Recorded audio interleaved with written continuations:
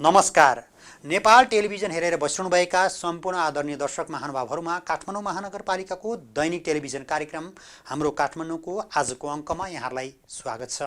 दर्शकवृन्द, कार्यक्रममा हामी काठमाडौँ महानगरपालिका क्षेत्रभित्रका विभिन्न गतिविधिहरू यहाँहरू सामु प्रस्तुत गर्दै आइरहेका छौँ। अहिले विश्व कोरोना सङ्क्रमणको त्रासमा छ।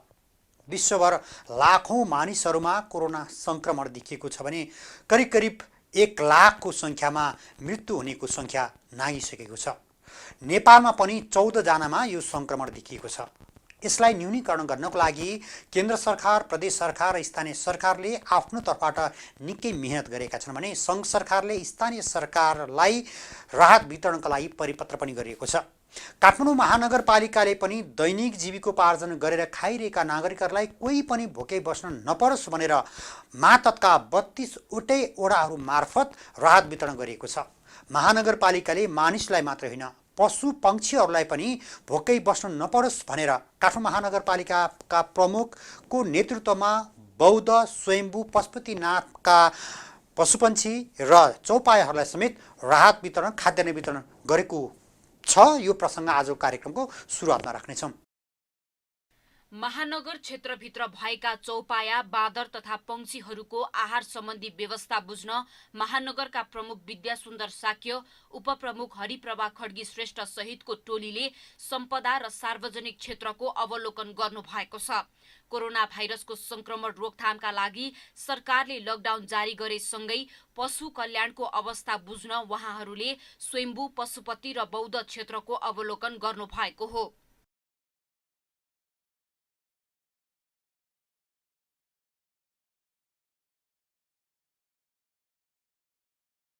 सम्पदा र सार्वजनिक क्षेत्रको अवलोकन गर्नुहुँदै महानगर प्रमुख विद्यासुन्दर साक्यले वडा कार्यालय मार्फत असहाय, अति विपन्न र दैनिक ज्यालादारीमा काम गर्ने व्यक्तिहरू र व्यावहारिक कारणले खान नपाउने अवस्थाका मानिसका लागि खानपानको व्यवस्था गर्दै आएको बताउनुभयो। कोरोना संक्रमणका कारण विश्वमा फैलिएको महामारी न्यूनीकरण गर्नका लागि लकडाउनको अवस्थामा कोही पनि भोकै नपरुन् भन्ने उद्देश्यले राहत उपलब्ध गराइरहेको वर्तमान अवस्थामा पशुहरू पनि भोकै नरहुन् भनी महानगरले सबै वडालाई आहारको व्यवस्था गर्न निर्देशन दिएको र त्यो काम राम्रोसँग भए नभएको विषयमा केही सम्पदा र सार्वजनिक क्षेत्रको अवलोकन गर्दै चौपाया, बाँदर तथा पंक्षीहरूलाई आहार खुवाउने काम गरेको उहाँले बताउनुभयो। कोही पनि व्यक्ति भोको नरहुन् भनेर हामीले अभियान नै चलाइसकेका छौँ। त्यो अनुसार काठमाडौँ महानगरपालिकाको 32 वडाले त्यो व्यवस्थापन गरिरहेको छ। तर अहिले हामीले मानवको उद्धार गरिरहँदाखेरि लकडाउनको अवधिमा पशुपक्षी पनि भोको नरहुन् भनेर काठमाडौँ महानगरपालिकाले निर्णय गरेका छौँ। त्यही अनुसार सबै वडाहरूलाई त्यो व्यवस्थापन गर्नलाई हामीले निर्देशन पनि दिइसकेका छौँ, बजेट पनि पठाइसकेका छौँ। र आज विशेष गरिकन काठमाडौँ महानगरपालिकाको केन्द्रीय कमान भन्नुपर्छ, केन्द्रीय टोली, मेयर, उपमेयर, प्रमुख प्रशासकीय अधिकृत लगायत यहाँका 15 नम्बर वडाका अध्यक्ष यहाँ हामी उपस्थित भएका छौँ। यो हाम्रो एउटा अनुगमन पनि हो। अरू बेलामा चाहिँ नि वडाले पहल गरेर सबैलाई खुवाउने व्यवस्था गरिरहेका छौँ। आज विशेष गरिकन हामीले यहाँ स्वयम्भू भयो, बौद्ध भयो, पशुपति भएर त्यहाँका गाईबस्तु, त्यहाँका बाँदरहरू र विशेष कुकुरहरू अनि त्यसका परिवारहरूलाई खुवाउने कार्यक्रम हाम्रो रहेको छ। लकडाउनको सुरुवात भएपछि काठमाडौँ महानगरपालिकाले आफ्नो 43औं नगर कार्यपालिकाको बैठकमा राहत वितरणसँगै पशु पंक्षीलाई आहारको व्यवस्था मिलाउन 10 करोडको कोष स्थापना गरेको थियो। त्यस लगतै महानगरका 32 वटै वडाहरूले राहत वितरण तथा पशु पंक्षीलाई आहारको व्यवस्था गर्ने कार्य गरिरहेका छन्। हाल महानगर क्षेत्रमा कोही पनि भोकै नभएको र कसैलाई पनि खाद्यान्नको अभाव नभएको प्रमुख साक्यले दावी गर्नु भएको छ। यदि कसैलाई पनि खाद्यान्नको समस्या भएमा सम्बन्धित वडामा सम्पर्क गर्न तथा 24 घण्टा सञ्चालन हुने महानगरको हटलाइन नम्बर 1180 मा सम्पर्क गर्न उहाँले आग्रह गर्नु भएको छ। महानगरभित्र कोही पनि भोको छैन, कोही पनि भोको छैन। यदि कोही भोको रहने स्थिति आयो भने उहाँले सम्बन्धित वडा कार्यालयमा जानकारी गरायो भने त्यो हामी व्यवस्थापन गरिरहेका छौँ। अहिलेसम्म मलाई लाग्छ काठमाडौँ महानगरपालिकाको चाहे त्यो अहिले पीडित वर्ग यो अहिले चाहिँ बजारमा किनेर खान नसक्ने वर्ग घरधनलाई पनि हेरिरहेका छौँ र अरू बालबालाई पनि हेरिरहेका छौँ भने विदेशबाट आएर यहाँ फँसेका व्यक्तिहरू पनि विभिन्न कारणले विदेशबाट यहाँ आएका छन् विदेशीहरूलाई पनि हामीले व्यवस्था गरिरहेका छौँ काठमाडौँ महानगर कोही पनि फोको रहँदैन त्यो हाम्रो कहीँ तपाईँलाई जानकारी भयो भने हामीलाई जानकारी गर्छ प्रमुख उपप्रमुख या वडा अध्यक्ष या वडा सदस्यलाई जानकारी गराउनु भयो या कोही कर्मचारी मित्रलाई जानकारी गराउनु त्यो हामी व्यवस्थापन गर्छौँ र 24 घण्टा खुल्ने हाम्रो हटलाइन पनि व्यवस्था गरेको छ 1180 नम्बर त्यसमा फोन गऱ्यो भने त्यो व्यवस्था हामी गर्छौँ। अवलोकनका क्रममा महानगरकी उपप्रमुख हरिप्रभा खड्गी श्रेष्ठ, प्रमुख प्रशासकीय अधिकृत एक नारायण अर्याल, सहसचिव राजेश्वर ग्यावाली र महानगरका कर्मचारी सहितको टोलीले बाँदर, सामुदायिक कुकुर लगायत परिवारहरूलाई आहारा पनि वितरण गरेका थिए।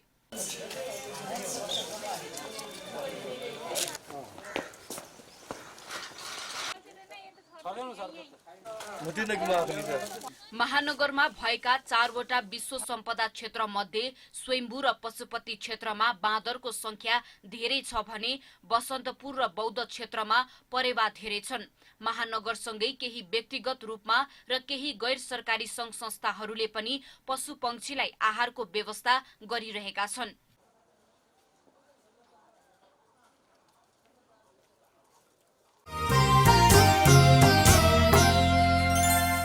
दर्शकबिन कोरोना संक्रमण लागेका व्यक्तिहरूलाई अस्पतालसम्म पुर्याउनको लागि काठमाडौँ महानगरपालिकाले यसअघि नै नेपाल एम्बुलेन्स सेवासँग सहकार्यमा काम गरिरहेको छ। यद्यपि ती रोगसँग संक्रमित भएका व्यक्ति बाहेक अन्य रोग लागेका व्यक्तिहरूलाई पनि घरबाट अस्पताल र अस्पतालबाट घरसम्म पुर्याउनको लागि अहिले महानगरपालिकाले थप 5वटा एम्बुलेन्स सञ्चालनमा ल्याएको छ। काठमाडौँ महानगरपालिका क्षेत्रभित्र सञ्चालन हुने यो एम्बुलेन्स प्रयोग गरे बापत कुनै पनि शुल्क लाग्ने छैन।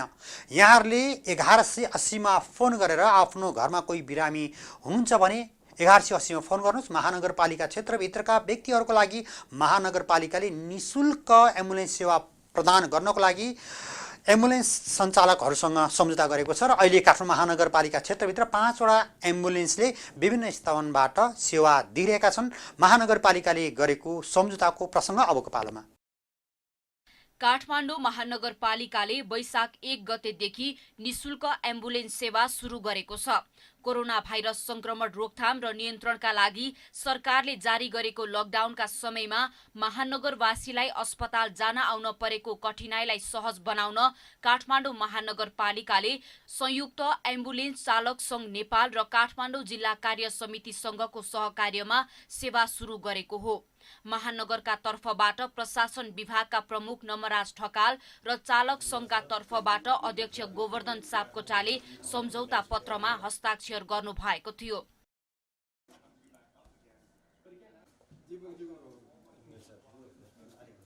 कोरोना बाहेक अन्य समस्या भएका बिरामीका लागि अस्पताल जान आउन संयुक्त एम्बुलेन्स चालक संघसँग सहकार्य गरिएको हो। यो सेवा लिनेले महानगरको हटलाइन नम्बर 1180 मा सम्पर्क गर्नुपर्नेछ। सेवामा हृदयघात, मृगौला रोग र आकस्मिक सेवाका लागि अस्पताल जानुपर्ने बिरामीलाई पहिलो प्राथमिकता दिइनेछ। यो सेवामा घरबाट अस्पताल, अस्पतालबाट घर तथा एउटा अस्पतालबाट अर्को अस्पताल जाने सुविधा दिइनेछ। यो सेवा महानगरको भौगोलिक सिमानाको 2 किलोमिटर बाहिरसम्मका लागि पूर्ण निःशुल्क हो भने सेवा बापतको शुल्क महानगरले भुक्तानी गर्ने जनाएको छ। तर महानगर बाहिर 2 किलोमिटर भन्दा टाढा जान परे बिरामीले सरकारले तोकेको दर अनुसारको शुल्क तिर्नुपर्नेछ। सेवाका लागि 5वटा एम्बुलेन्स 24 घण्टा उपलब्ध हुनेछन्। सेवा दिए बापत एम्बुलेन्स सेवाले सेवाग्राहीसँग कुनै प्रकारको थप शुल्क लिन नपाउने बेहोरा सम्झौतामा उल्लेख छ। यो सेवालाई 1 महिनासम्म निरन्तरता दिइनेछ भने आवश्यक भए सेवा थप गर्न सकिने बताइएको छ। शहरका सबै ठाउँमा छिटो एम्बुलेन्स पुर्याउन चाबहिल, बौद्ध, स्वयम्भू, लाजिमपाट र कोटेश्वर क्षेत्रमा एम्बुलेन्स तैनात हुनेछन्।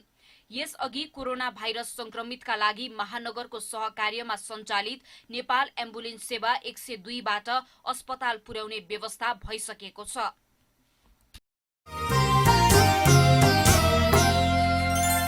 कोरोना भाइरस रोग कोभिड-19 बाट कसरी बच्ने? रुगाखोकी लागेको व्यक्तिबाट टाढा रहने वा आफूलाई रुगाखोकी लागेको छ भने पनि अरू व्यक्तिबाट टाढा रहने। संक्रमित व्यक्तिले अरूलाई रोग नसरोस् भन्नका लागि मास्कको प्रयोग गर्ने।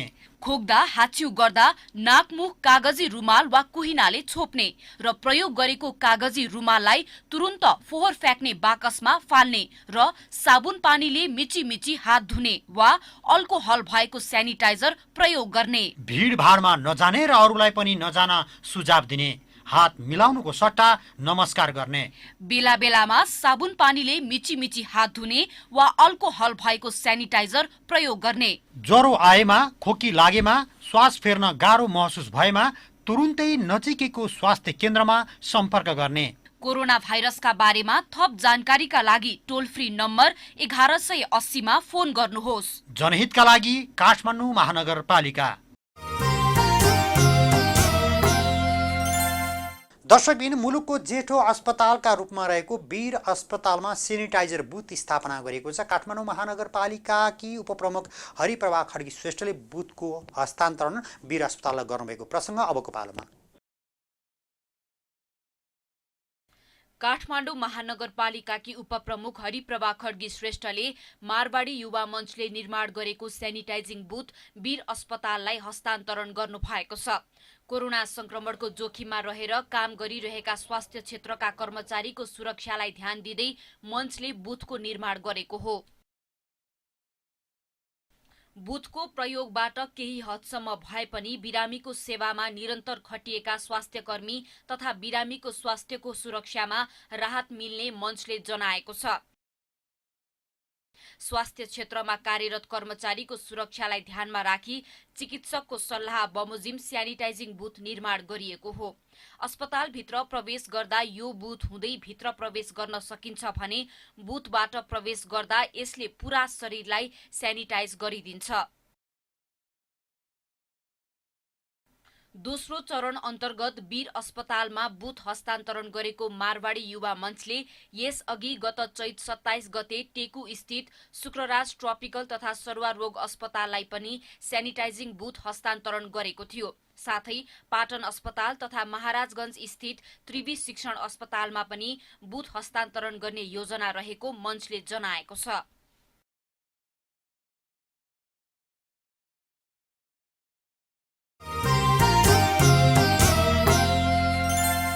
दर्शकबिन, लकडाउन छ, कोरोना संक्रमणको त्रासमा हामीहरू घरभित्रै सुरक्षित बसिरहेका छौँ। काठमाडौँ महानगरपालिकाले यहाँहरूलाई घरभित्रै बस्न आग्रह गरिएको छ। तपाईँका घरमा कोही बिरामी पर्नु भएको छ र अस्पताल लान गाह्रो भएको छ भने पनि काठमाडौँ महानगरपालिकाले निःशुल्क एम्बुलेन्स सेवा सञ्चालन गरेको छ। यहाँहरूले 1180 मा फोन गर्न सक्नुहुनेछ। कोही भोकै पर्न नपरोस्, बस्न नपरोस् भन्नको लागि काठमाडौँ महानगरपालिकाले 3200 वटा मार्फत राहत वितरण पनि गरेको छ। यहाँहरू सुरक्षित रूपमा घरभित्रै बस्नुहोस्, घरभित्रै रहनुहोस्। कोरोना संक्रमण न्यूनीकरण गर्नको लागि राज्य र स्थानीय सरकारलाई सहयोग गर्नुहोस्।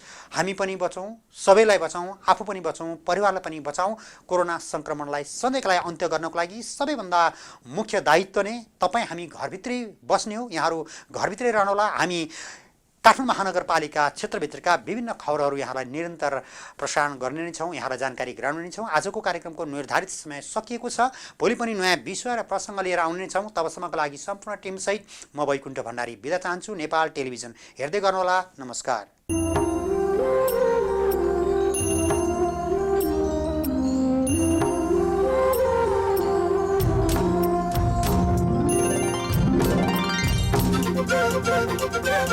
Thank you.